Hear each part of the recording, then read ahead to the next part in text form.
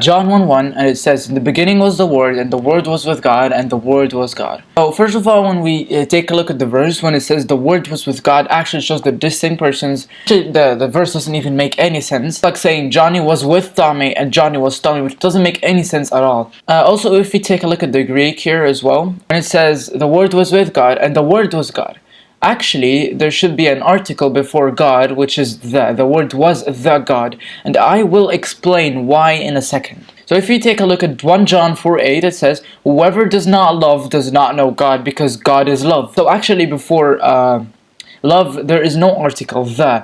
So it doesn't say because God is the love, it says God is love. So that means that love is actually God? No, absolutely not. It's just, it's just that God having equalities with love, or God embodies love. The same thing here. It doesn't mean that the Word was actually God, because it doesn't say the Word was the God, but it actually means that the Word had equalities with God. Also, let me show you something that doesn't really make sense, like in John 1:6, when it says, "There was a man sent from God whose name was John." But who was he sent for? He was sent to bear witness about Jesus. So that means that Jesus sent him, but actually John was sent to Jesus. So that means that Jesus is not God, because clearly in the Bible, Jesus had a God above him. And that was clear, he worshipped Allah. And I will actually prove it in the next video, inshallah. If you also take a look at the Greek analysis, when it says the beginning was Word and the Word was with God, the first God here uses the theon. Theon here means it actually means the God.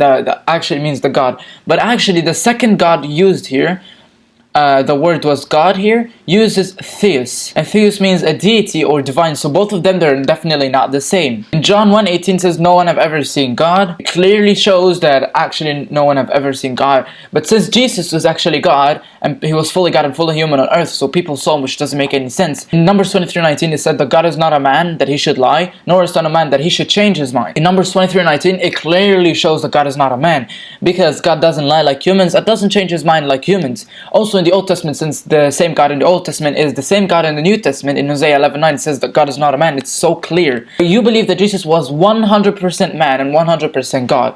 He was still God when he was on earth. He was a man, which doesn't make any sense.